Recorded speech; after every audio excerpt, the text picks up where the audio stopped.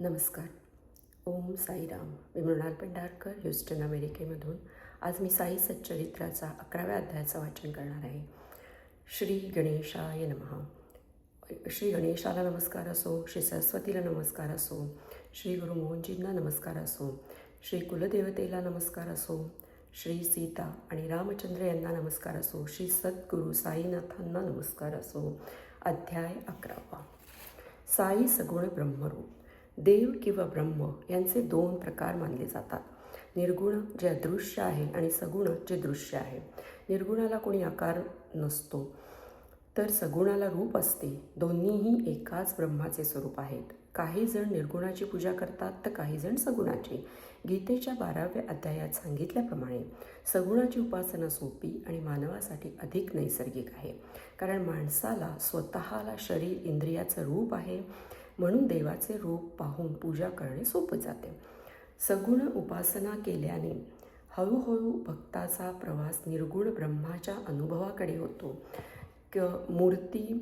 मूर्ती, वेदी, अग्नी, दीप, सूर्य, पाणी आणि ब्रह्म ही 7 उपासनेची साधने आहेत.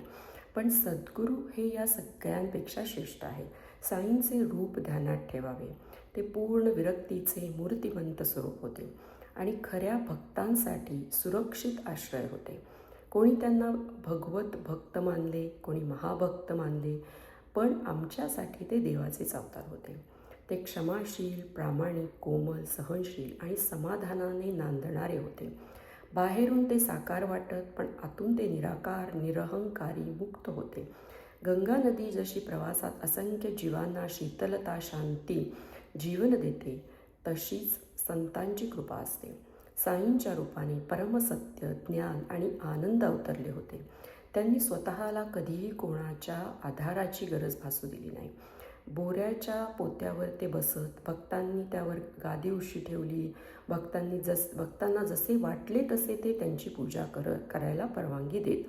कोणी चामर हलवी, कोणी वाद्य वाजवी, कोणी चरण धुई, कोणी चंदन लावे, कोणी सुपारी पान अर्पण करे, तर कोणी नैवेद्य ठेवत. बाहेरून शिर्डीत राहिले तरीसुद्धा ते प्रत्यक्षात सर्वव्यापी होते. डॉक्टर पंडित यांची पूजा. तात्यासाहेब यांचे मित्र डॉक्टर पंडित एकदा शिर्डीत आले. त्यांनी बाबांचे दर्शन घेतले. नंतर दादा भट केळकरांच्या घरी गेले आणि त्यांच्याबरोबर आरतीसाठी आले. तेव्हा डॉक्टर पंडित यांनी साधेपणाने बाबांच्या कपाळावर चंदनाच्या 3 रेषा काढल्या. ते पाहून सर्वांनाच आश्चर्य वाटले, कारण आत्तापर्यंत फक्त म्हाळसापती बाबांच्या गळ्यावर चंदन लावत. पण बाबा शांत राहिले. दादा भटांनी नंतर बाबांना विचारले, इतरांना कपाळी चंदन लावू देत नाहीत, पण डॉक्टर पंडितांना कसे काय दिलेत? त्यावर बाबांनी उत्तर दिले, त्यांनी मला त्यांच्या गुरुच्या जागी मानले, म्हणून मी त्याला आडकाठी कशी काय करणार? हाजी सिद्दीक फाल्के. कल्याण येथील मुस्लिम हाजी सिद्दीक फाल्के मक्का मदिना यात्रा करून शिर्डीत आले. ते 9 महिने सावडीत राहिले, पण बाबांनी त्यांना कधीही मशिदीत येऊ दिले नाही. शेवटी श्यामा म्हणजे माधवराव देशपांडे यांच्या माध्यमातून ते बाबांपर्यंत पोचले खरे. बाबांनी त्यांची परीक्षा घेतली. कधी 40,000 रुपये मागितले, तर कधी बकऱ्याचे मटण मागणार का असे विचारले. हाजी नम्रपणे म्हणाले, मला तुमच्या भांड्यातलं एक कण जरी मिळाला तरी तो पुरेसा आहे. बाबांनी त्यावेळी त्याला झिडकारले, पण नंतर आंबे पाठवले, पैसे दिले आणि प्रेमाने जवळ केले. तेव्हापासून हाजी बाबांच्या दरबारात समाविष्ट झाला. महाभूतांवर बाबांचे नियंत्रण. एकदा शिर्डीत प्रचंड वादळ आले. पाऊस, वीज, वारा यांमुळे लोक घाबरून मशिदीत जमले. सर्वांनी बाबांना प्रार्थना केली. बाबा मशिदीच्या ओट्यावरून जोरात ओरडले, थांब, शांत हो, आणि वादळ क्षणात थांबले. दुसऱ्या वेळी धुनीत ज्वाळा प्रचंड भडकल्या. लोक घाबरले. बाबांनी आपला सटका एका खांबावर आपटला आणि म्हणाले, शांत हो, आणि धुनी लगेच शांत झाली. उपसंहार.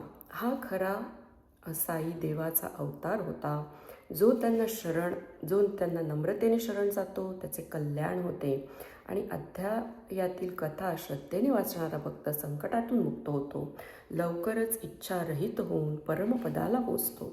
अशा प्रकारे संत आणि सज्जन यांनी प्रेरणा केलेल्या भक्त हेमाडपंत यांनी रचलेल्या श्री साई सच्चरित्राचा श्री साई महिमा वर्णन नावाचा 11वा अध्याय समाप्त झाला.